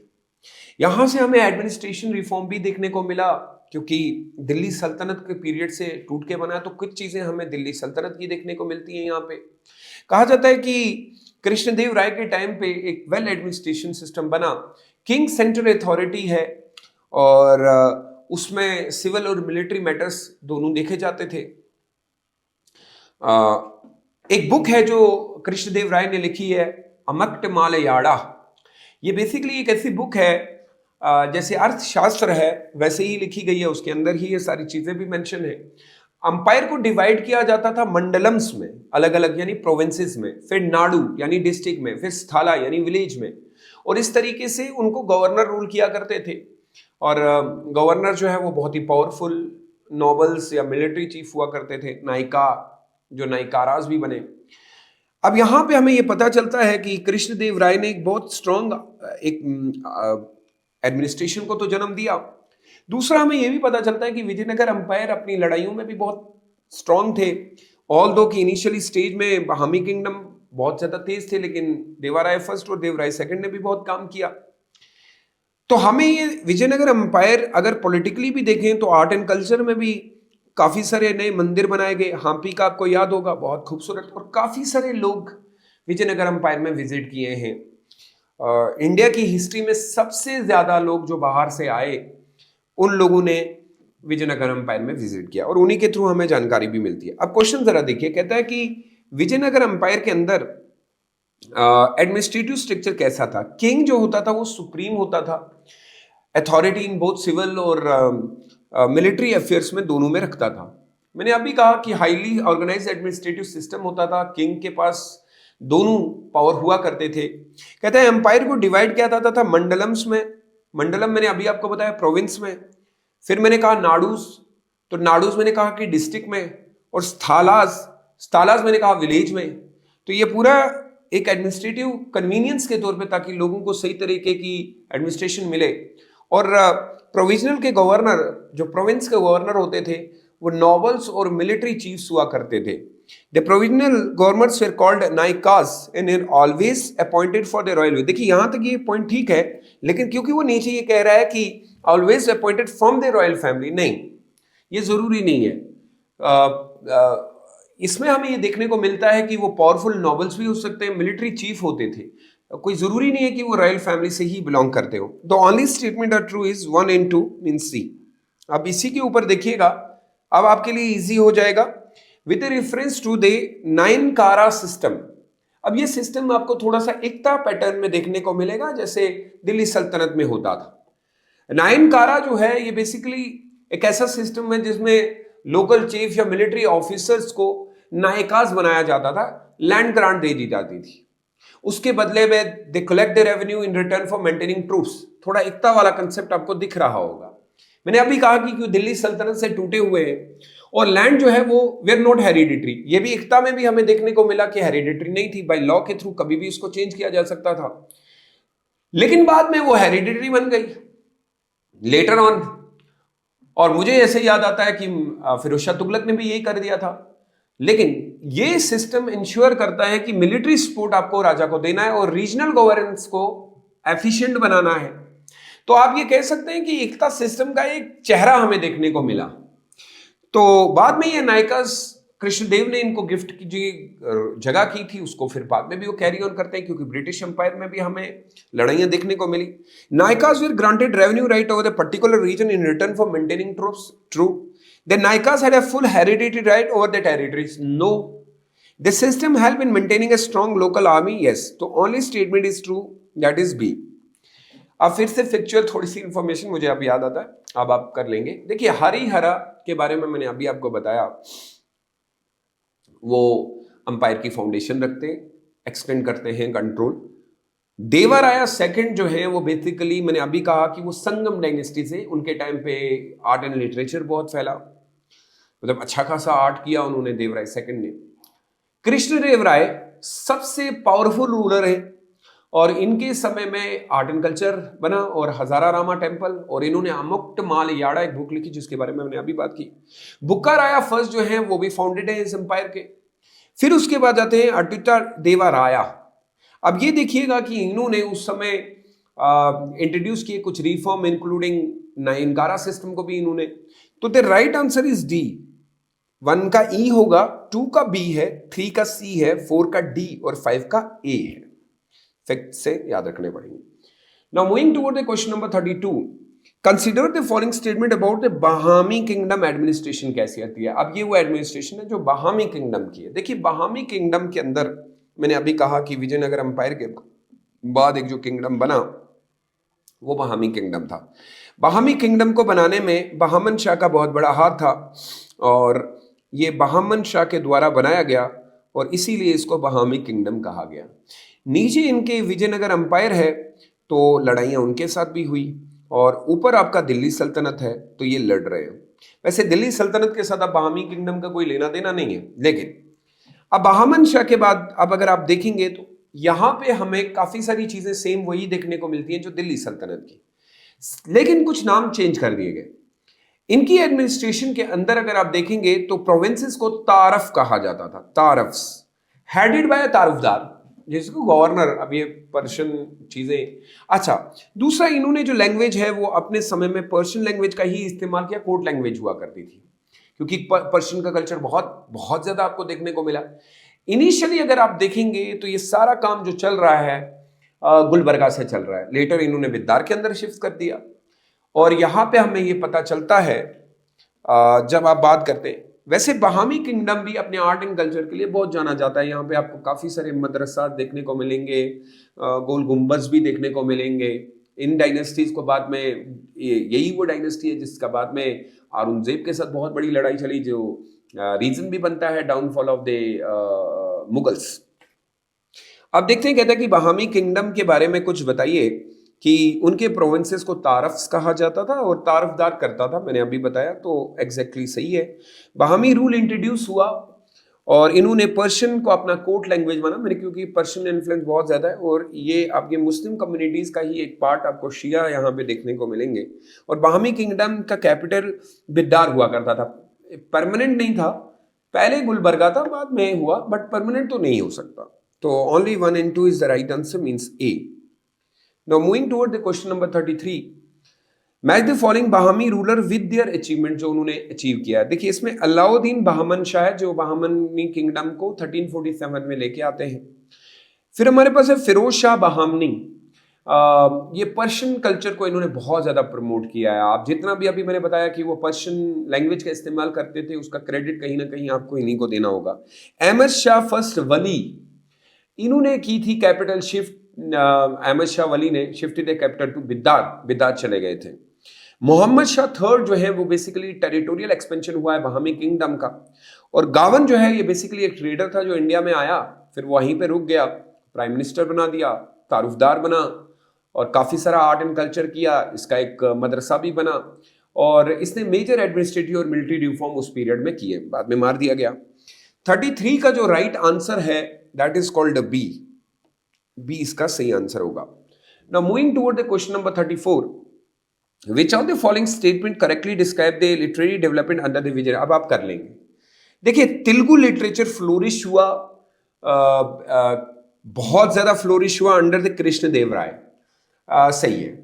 मैंने कहा था Amuktamalyada was written by him in Telugu, not in Sanskrit, अगर आपको याद होगा तो। Even Krishna Deva Raya is a Sanskrit poem, no it's a Telugu, और तेलुगु का ग्रेट पीरियड भी रहा है। The court patronize known as Ashtadiggajas, आस्ट 8 ग्रेट पोइट्स, और उनके कोर्ट में ही रहते थे। बहुत इमेंसली उन्होंने क्लासिकल तेलुगु पोइट्री फैलाई। तो इसमें एक ही स्टेटमेंट सही नहीं है। अमुक्तमालयाडा ऑथर बाय कृष्ण देव राय, ये तो सही है, लेकिन संस्कृत नहीं है, वो तेलुगु है। The only statement is true. 34 is 1 and 3। Now moving toward the question number 35, फिर से फैक्ट्स के ऊपर बात की गई है। अब टेंपल्स हमारे पास है कुछ, इन टेंपल्स को करेक्ट लगाना है। देखिए, Virupaksha temple basically goes to, it's a combined indo Islamic architecture style. आप समझ रहे हैं मेरी बात? विरूपाक्षा टेंपल के बारे में बताइए कि कहां पे हुआ है। तो हमें एक और चीज जो मैं आपको बताना चाहता हूं, Virupaksha temple dedicated to lord Shiva, known for its tall gopuram, famous for its stone. तो इसमें जो करेक्ट बैठता है that is dedicated to a lord Shiva. Virupaksha temple Shiva को डेडिकेट किया गया था, और पीक विजयनगर एम्पायर का है। Vittala temple basically famous for its stone chariots and musical pillar. आज भी आवाज आती है अगर आप जाएं, और म्यूजिकल पिलर भी कहा जाता है इसको। इसके बाद लोटस महल। लोटस महल जो है वो इंडो इस्लामिक स्टाइल में बनाया गया है। हजारा रामा टेंपल, इसका अगर आप देखेंगे तो known for Ramayana reliefs on its wall, इसके ऊपर कार्विंग की गई है। और elephant stables serve a military barracks for the elephants. So all this statement match with each other, the right answer will be a C. Now moving toward the question number 36, regarding the consider the following statement regarding the Akbar religious policy. अब हम मुगलों में आ गए। पहले आते हैं बाबर, फिर आते हैं हुमायूं, और उसके बाद आते हैं अकबर। अकबर ने अपने समय में बहुत टॉलरेंट पॉलिसी अपनाई, मेजर मेजर चीजें दी। अकबर के बारे में हम ये भी जानते हैं कि टाइम पीरियड जो है वो अगर देखें तो मुगलों का गोल्डन पीरियड कहलाया जाता है। ज्यादातर रिलीजियस पॉलिसी के लिए जाना जाता है।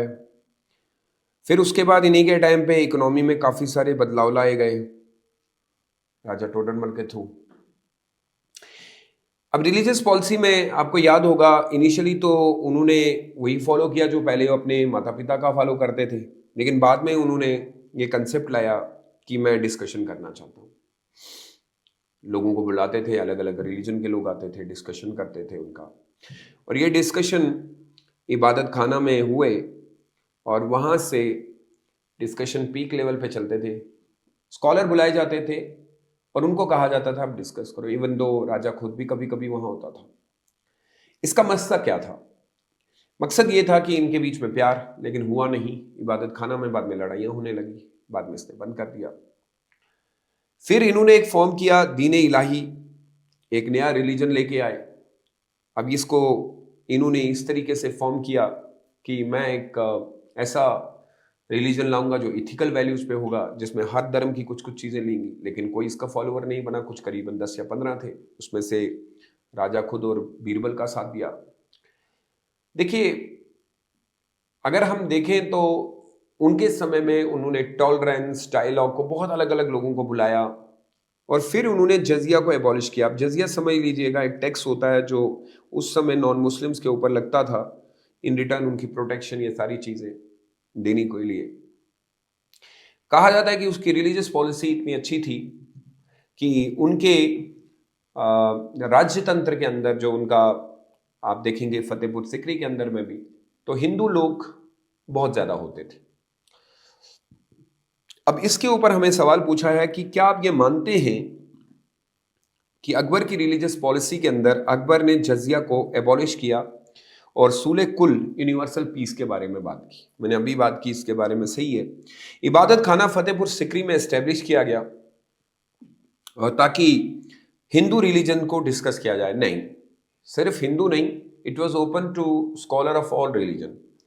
अकबर ने एक नया धर्म बनाया जिसको दीन इलाही कहा जाता है, और उसमें उसने spiritual and ethical principle rather than rituals के बारे में बात की। तो सही है, 1 सही है statement, and 3 mean the right answer is A, 1 and 3।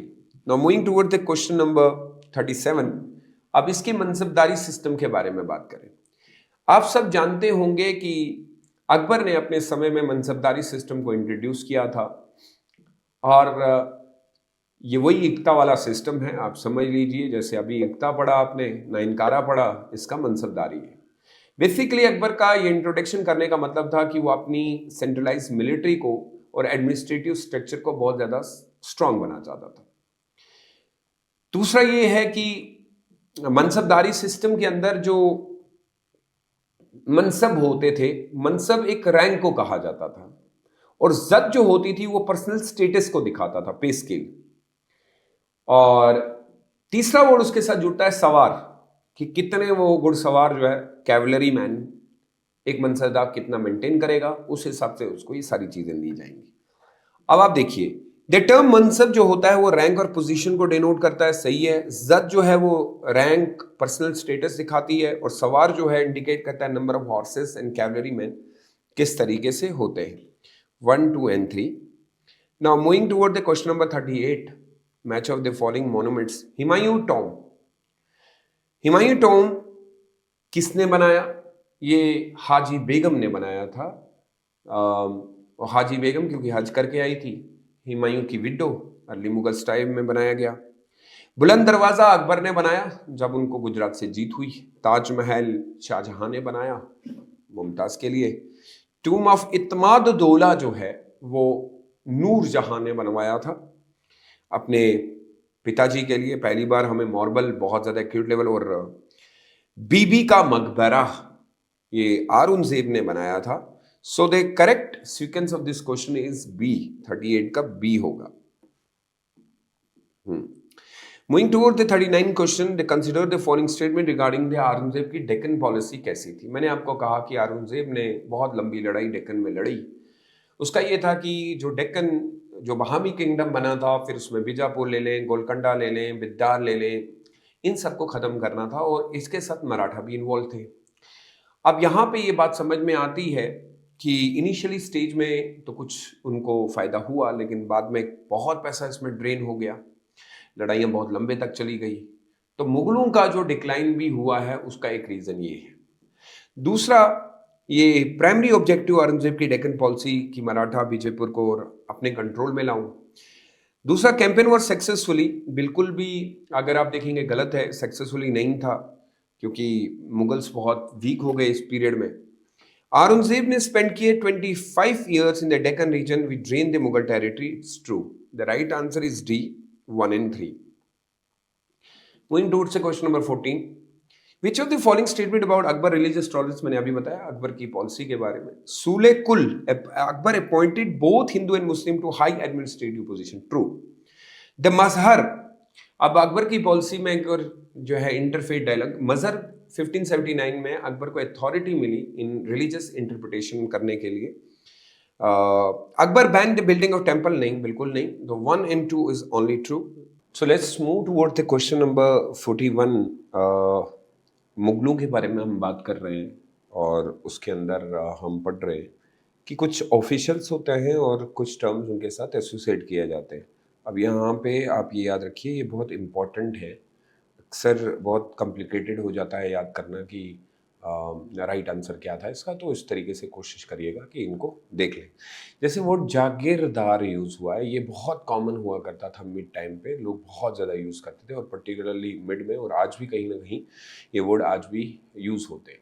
जागीरदार वो लोग होते थे जो रिसीव करते थे लैंड असाइनमेंट, इनको जागीर कहा जाता है, जागीरदार हो जाते हैं। जागीर मतलब land, piece of land for revenue. तो हम इसको जो जोड़ेंगे वो है holder of the land revenue assessment के तौर पे, अगर आप देखेंगे तो वो जुड़ता है। दूसरा होता है हमारा मनसबदार। मनसबदार का शब्द यूज होता है एक officer with military and civil duties दोनों की करता है। दीवान अर्ज, ये मिलिट्री अफेयर्स का जो हमारा ऑफिस होता है उसको कहते हैं। सदर उस सद्दूर, ये मैनेज करता है रिलीजियस चैरिटीज उनके रिगार्डिंग। और सूबेदार प्रोविजनल गवर्नर है, रिप्रेजेंट करता है इंपीरियल अथॉरिटी। अब याद रखिएगा ये एग्जैक्टली मैच कर रहे हैं। The right answer is B. ठीक है, टर्म से। अब आते हैं अकबर की ओर। कहते हैं कि अकबर के स्टेटमेंट्स में देखें तो मुगल आर्किटेक्चर अकबर और शाहजहां के पीरियड में कैसा था। तो मैं थोड़ा सा आपको अकबर की आर्ट के बारे में कह देता हूँ। देखिए, अकबर पहले आते हैं और शाहजहां बाद में आए, लेकिन फिर भी हम ये मानते हैं कि शाहजहां के पीरियड में जो मुगल का आर्किटेक्चर था वो मास्टरपीस कहलाया है और बहुत टॉप लेवल तक पहुंचा है। उसका एक जो सबसे बड़ा रीजन रहा वो ये है कि अकबर के टाइम पे अगर आप देखेंगे तो ज्यादा रेड सैंडस्टोन का इस्तेमाल हुआ, और बेस्ट एग्जांपल इसमें आपको फतेहपुर सिकरी देखने को मिलती है। यही टाइम जब शाहजहां का आया तो क्योंकि उन्होंने मार्बल का यूज किया और पर्टिकुलरली वाइट मार्बल का यूज हुआ, तो बिल्डिंग्स जो आपको रेड सैंडस्टोन में देखने को मिलती हैं, तो उसमें एक चीज जो ऐसे आर्ट में अब फर्क नहीं हुआ, आप ये कह सकते हैं कलर में फर्क हो गया। मिसाल के तौर पे आप एग्जाम्पल ले लीजिए आपका लाल किला, तो और या फिर आप अपना फतेहपुर सिकरी ले लें, तो जो बिल्डिंग्स हैं वो अलग डिजाइन की है, बट उनका कलर सेम लगता है, तो ऐसा लगता है कि एक ही जैसा स्ट्रक्चर हो, कोई फर्क नहीं दिखता। वहीं पे वाइट मार्बल यूज हुआ और एक्सट्रीम लेवल उसके पिटारा डूरा, उसकी कैलीग्राफी, तो वो एक नया चरम सीमा पे पहुंच गया, यानी कि एक रेवोल्यूशन पीरियड आ गया मुगलों के आर्किटेक्चर के अंदर। तो हम ये मानते हैं कि दोनों ने ही आर्ट में कमाल का काम किया है, लेकिन अकबर को उसके पॉलिसीज के लिए याद कर सकते हैं आप, और शाहजहां को उसके आर्ट के लिए याद कर सकते हैं। तो कहते हैं कि अकबर का आर्किटेक्चर इस्लामिक पर्शियन, और उसमें इंडिया भी मिक्स होता है, इंडियन स्टाइल देखने को मिला, और ज्यादातर रेड सैंडस्टोन से बनता था। सही है। शाहजहां की आर्किटेक्चर के अंदर हमें उसने जो ज्यादा एम्फसाइज दिया है पर्टिकुलरली सिमेट्री टाइप और वाइट मार्बल का इस्तेमाल किया है, ऑर्नामेंटल डिटेलिंग हुई है। True, best example Taj Mahal.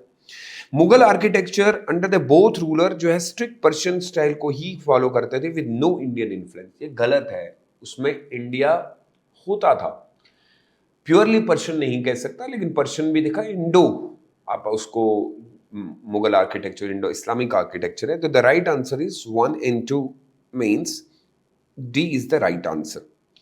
Now moving toward the question number 43। अब हम थोड़ा सा मराठाओं की ओर चलते हैं। अब ये मान लीजिए कि अब हम पीरियड जो है थोड़ा सा अपना मॉडर्न पीरियड के थोड़े से उस पार्ट में भी आ जाएंगे। कहते हैं कि शिवाजी महाराज की जो एडमिनिस्ट्रेशन थी वो बेसिकली किस पर्सपेक्टिव में थी, वही वाली बात जो हमने इससे पहले पढ़ी। क्या उनकी जो एडमिनिस्ट्रेशन थी वो बहुत ही ज्यादा सेंट्रलाइज थी, हाईली ऑर्गेनाइज थी। तो हमें ये पता चलता है कि उनका जो किंगडम था, उस किंगडम को एडमिनिस्ट्रेटिव यूनिट्स को जो कहा जाता था वो प्रांट्स कहा जाता था, और इसका ये रीजन था कि एडमिनिस्ट्रेटिव बहुत ज्यादा एफिशिएंसी की तरह अच्छे से रूल किया जाए।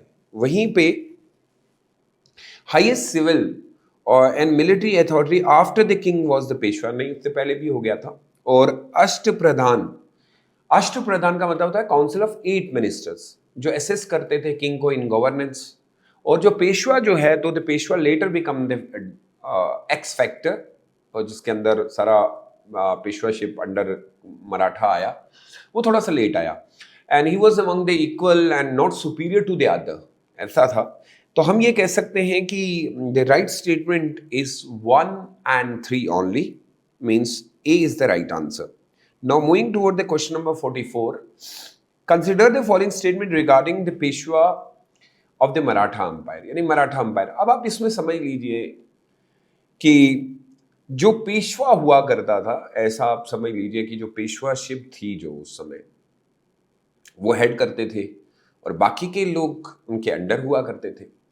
अब बालाजी विश्वनाथ जो है उन्होंने पेशवाशिप को जो है वो हेरिडिटरी नेचर कर दिया और इस तरीके से आप ये कह सकते हैं एक पावरफुल पेशवा लीनेज की शुरुआत हो गई, मतलब मराठा अंपायर के अंदर. और ये करना भी ज़रूरी था उस समय, क्योंकि जो देश के हालात थे, एक यूनिटी क्रिएट करना और एक मेजर एरिया उनके पास था, यहाँ से नीचे काफ़ी सारे जो एरियाज थे वो डेवलप हो रहे थे और ये मराठाओं की सबसे बड़ी टेरिटरी हुआ करती थी. अब इसमें एक चीज़ याद रखिएगा, एक और जो इम्पोर्टेंट चीज़ हुई वो ये है कि बाजीराव फर्स्ट जो है is credited with expanding the Maratha power to the North India and never lost a single battle. Correct है, उन्होंने मराठा इन्फ्लुएंस जो है मालवा रीजन के अंदर, बुंदेलखंड के अंदर, दिल्ली रीजन के अंदर और अनडिफीटेड रहे वो. थर्ड कहते हैं कि द थर्ड बैटल पानीपत जो है वो पेशवा माधवराव के टाइम पे हुई. ये गलत होगा. Peshwa third battle of Panipat जो कि 1761 में लड़ी गई, उस समय आपके बालाजी बाजीराव, जिनको नाना साहब कहेंगे, नॉट माधवराव फर्स्ट, वो माधवराव नहीं थे. सो दिस स्टेटमेंट नंबर 4 आपको याद होगा, एक ट्रीटी हुई थी, ट्रीटी ऑफ सूरत 1775. अब इसमें एक बड़ा पीछे हिस्ट्री है कि ये ट्रीटी वही ट्रीटी है जिसके चलते हुए मराठाओं को बहुत वीक हो गए. Treaty of Surat between the British, क्योंकि ब्रिटिश उस समय कोशिश कर रहे थे कि मराठाओं को किसी तरीके से वीक किया जाए. अब उनको मौका नहीं मिल रहा था, क्योंकि आप ये समझ लीजिए ये वो पीरियड है जब भारत के अंदर सिर्फ 2 ही अंपायर बचे थे, एक मराठा और एक दूसरे ब्रिटिश. क्योंकि अभी निजाम ऑफ हैदराबाद का उतना कोई लेन देन नहीं था और वो बीच में फंसा पड़ा हुआ था. और उसके अलावा ये था कि इस मराठा अंपायर को और एक्सपेंड करने की, और ब्रिटिश डर रहे थे कि हम क्या करें. तो उस समय रघुनाथ राव ने उस समय ट्रीटी ऑफ सूरत करके, और ये फर्स्ट एंग्लो मराठा वॉर की पहली रीजन भी बना. और ये बाद में पेशवाओं को पता चला कि उन्होंने इस तरीके की ट्रीटी साइन कर दी है जिसमें उन्होंने सेल्सिड बेसिन का एरिया भी लिख के दे दिया है और फिर उसको कंडेम किया गया और फिर लड़ाइयाँ शुरू हो गई. तो the right answer of this question is C1 to N4 only. Now moving towards the next question, question number 45. अब क्वेश्चन नंबर 45 जरा देख लीजिए. कहते हैं कि मराठाओं के किलों के बारे में आप क्या जानते हैं. वैसे कमाल है कि रिसेंटली यूनेस्को का नाम भी आपने सुना होगा, कुछ किले उसके अंडर गए. अब मराठा फोर्ट्स, अब उस समय जो हिंदुस्तान था और जो लड़ाइयाँ लड़ी जाती थी, उस समय एक राजा को सबसे ज़्यादा जो इम्पोर्टेंस देनी पड़ती थी वो देनी पड़ती थी फोर्ट्स को, क्योंकि डर होता था कि अटैक हो जाएंगे, ये सारी चीज़ें. तो अगर आप देखेंगे तो Shivaji build a captured forts mainly in the western Ghat region. तो हम ये मानते हैं ये जो किले थे ये बैकबोन थे शिवाजी मिलिट्री स्ट्रेटेजीज का. उन्होंने maintain server fort, like Rajgarh की बात कर रहे हैं, रायगढ़ की बात कर रहे हैं, प्रतापगढ़ की बात कर रहे हैं, एंड सी फोर्ट लाइक विजय दुर्गा, सिंध दुर्गा. ये फोर्ट जो है ये उस समय बहुत इंपॉर्टेंट रखते थे और एक किलेदार हुआ करता था जो इनको सब लुक आफ्टर करता था. और ये सारी चीजें उन्हीं के अंडर रखी जाती थी. जितने किले मजबूत उतना आप स्ट्रांग. तो कहता है each fort had a permanent garrison and was directly under the king. King के अंडर नहीं होता था, किलेदार के अंडर होता था. The most famous sea fort of the Maratha was Vijay Durga. बिल्कुल सही है. The right answer is 1 and 3. Now moving toward the question number 46. बहुत इजी है. With reference to the rise of Peshwa जब आए तो क्या हुआ. देखिए, पेशवाओं को बनाने में मैंने अभी आपको कहा कि बालाजी विश्वनाथ एक प्रोमिनेंट पेशवा अंडर शाहू जी महाराज के अंडर आए और पेशवाशिप वो जो है become a hereditary in his family. फिर उनके son Bajirao expanded the Maratha power into the north India and shifted the administration centre to Pune. फिर यहाँ से अब वो कंट्रोल हुआ कि पुणे से ही सारे जो है लेक चेक चलेंगे, सब कंट्रोल करेंगे. गायकवाड़ है, सिंधियाज है, होलकर से. इवन मराठास को टच करने से भी लोग डरते थे क्योंकि इतनी स्ट्रॉन्ग कॉन्फेडरेसी बनाई गई. लेकिन कुछ इंटरनल कॉन्फ्लिक्ट की वजह से फिर उसमें वो वीकनेस हमें देखने को मिली. तो कहते हैं कि बालाजी विश्वनाथ फर्स्ट पेशवा जो political prominence under Shahu ji महाराज है. बिल्कुल सही है. और ऑफिस ऑफ पेशवा हेरिडिटरी बना बालाजी विश्वनाथ के अंदर, बिल्कुल सही है। बाजीराव एक्सटेंड करते हैं Maratha influence north and establish centre at Pune, तो ये भी सही है। और इस तरीके से हमारी ये तीनों स्टेटमेंट सही होती हैं। Now moving toward the question number 47, ये थोड़ा सा आपको फैक्ट तौर पे याद रखना पड़ेगा। अवध को किसने फाउंड किया? देखिए अवध जो है वो बेसिकली ये सादत खान बुरहानुल मुल्क ने इसको सबसे पहले जन्म दिया, अवध का रीजन। मुझे अवध याद आता है जो मिस गवर्नेंस के थ्रू भी हुआ था। फिर है हमारे पास हैदराबाद। हैदराबाद बेसिकली आसिफ जाह, जिसको निजामुल मुल्क कहते हैं, इनके ऊपर बहुत ज्यादा प्रॉब्लम्स हुई क्योंकि हैदराबाद को यही क्लियर नहीं हो रहा था कि वो किसका साथ दे। दूसरा बंगाल, इसके ऊपर भी एक बड़ी कहानी है बैटल ऑफ प्लासी के बारे में, फाउंडेड बाय मुर्शिद कुली खान। फिर आता है मैसूर। मैसूर को बेसिकली आप ये कह सकते हैं हैदर अली, फिर लेटर टीपू सुल्तान। बट हैदर अली से पहले भी आप देखेंगे तो एक वाडिया डायनेस्टी होती थी। बट आप ये याद रख लीजिए कि इसका राइट आंसर जो है वो ए होगा, 1C, 2B, 3A and 4D। Now moving toward the question number 48, इसमें हमें पूछा गया है सादत खान जो कि अवध का रीजन है। देखिए सादत खान एक एफिशिएंट रूलर हुआ करता था, काफी सारे उसने रिफॉर्म किए अपने एरिया को स्ट्रॉन्ग करने के लिए। बहुत काफी सारे इश्यूज थे वहां पे क्योंकि अवध अपना पावर लूज कर रहा था। उन्होंने करप्शन को खत्म करने के लिए काफी सारे रिफॉर्म किए और he maintain his own army एंड अपनी एक आर्मी हुआ करती थी। ये दोनों स्टेटमेंट सही है इंडिपेंडेंट मुगल कंट्रोल से। He establish Lucknow is as capital, तो Lucknow become the capital under the later nawabs.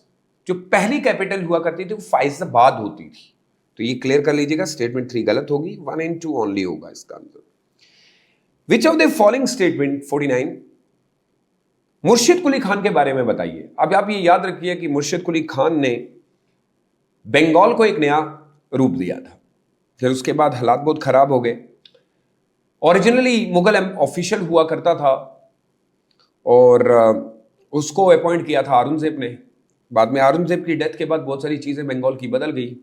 उन्होंने बंगाल को एक फ्री किया, एटोनॉमिस वर्चुअली अपने अंडर कर लिया।